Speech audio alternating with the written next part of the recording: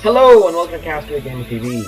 Today we're going to be looking at the ICBM mod, Electronics and Machines. Now ICBM adds a whole bunch of explosives to Minecraft, but the electronics and machines of the mod allow you to deliver them with extreme prejudice. Now a lot of these items, especially electric items, rely on electricity, which is garnered from using the Universal Electricity mod, which is a separate one and in a separate video, so go look at that if you're confused as to how I'm getting electricity into these items. Now we're going to be looking at the explosive diffuser later, but look at this radar gun. Again, all the recipes are actually in a separate video as well, so don't look for recipes here. But what a radar gun is, once you've charged them, all these items take different amounts of electricity, and they only hold a certain amount of charge. So they're like batteries, but they actually do things. They use the electricity for some reason. And this reason is to get coordinates. So it's point and click. You simply point at anywhere in the map and right click and it'll give you coordinates. And you can use those coordinates to transfer them to missile silos, which then can launch missiles at those coordinates. Now this remote detonator can be used to, as it implies, use it as a remote detonator for only short fused explosives. Only short fuse, so you can't do it on conflagration, on chemical, on anything but short fuse. But the good thing is, short fuse explosives can ignite other explosives, so you can use it kind of as a two-part system.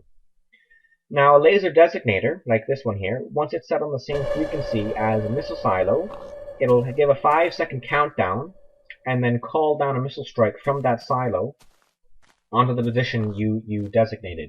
So you can see that that silo was quite a distance away, but it still managed to bring the explosives to where I was standing with no trouble at all.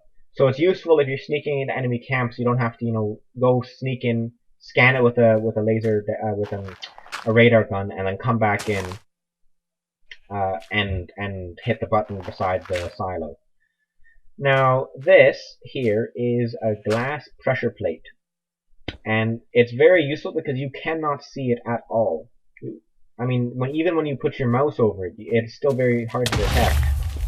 So when you combine that with short fuse explosives, you get a very effective and deadly landmine.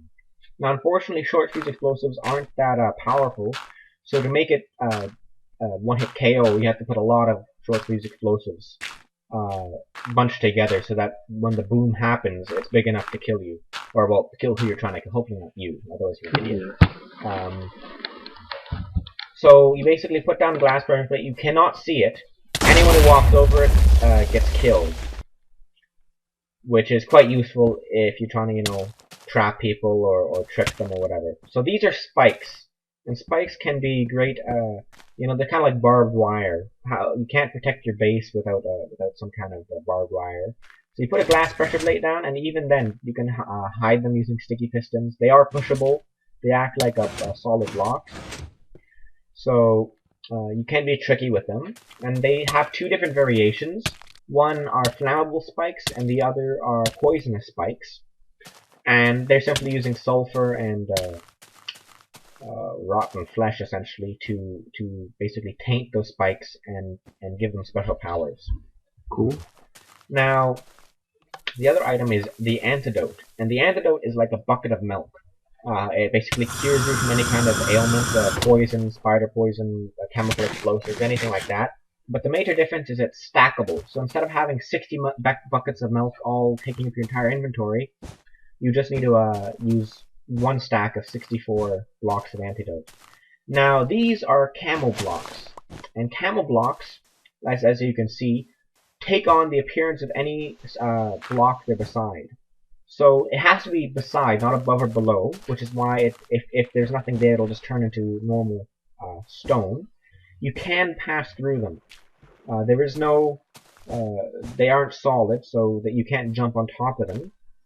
And they also take a different hue than certain blocks when you place beside them. So it's not perfect. It's not like it's impenetrable, a disguise that no one can see through.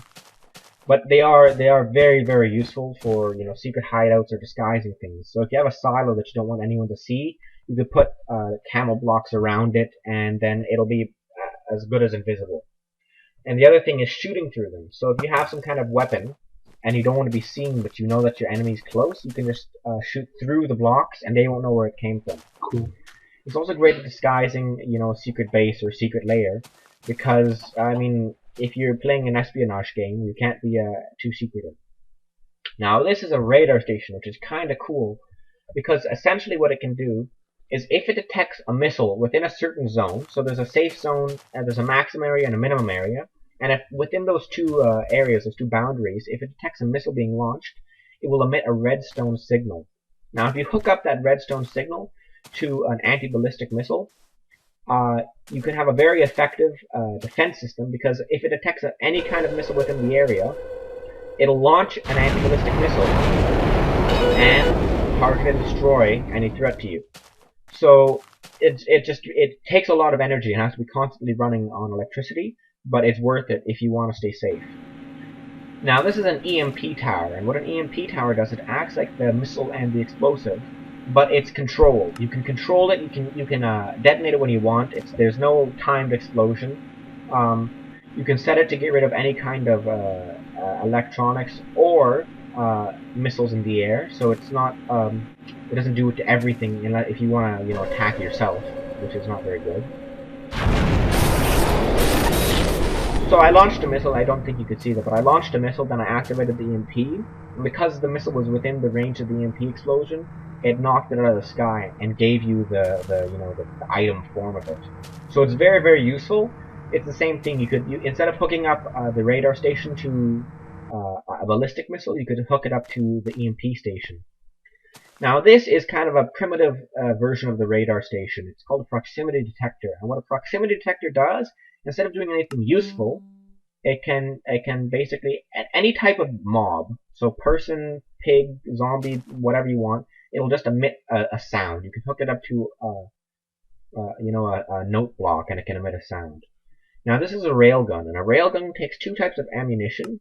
Both are incredibly deadly. Takes a long time to charge, and you can mount and aim it. But when you fire it, the devastation is unbelievable. Wow. It actually destroyed the railgun itself. But the point of a railgun is it fires through everything. So the first one was normal rounds, and this is antimatter rounds. And so you're gonna see the difference between. So you saw the little dent in the ground made by the first ammunition. The antimatter ammunition, it is unbelievable. Look at that. There was a whole mountain range or a hill range or whatever you want to call it in front of me, and that ammunition, it just tore through it. I had 6 generators running. They're all gone. Wow. Trees gone. It just passes through everything, and that's the hole from the last video. Oh, nice. Yeah. So look at how far it's gone. Oh my goodness. Pointed at your enemies, they'd be pissing their pants. If that was pointed at their enemies, they would be pissing their pants. I would be pissing my pants. That is just destruction on a primal scale. Anyways,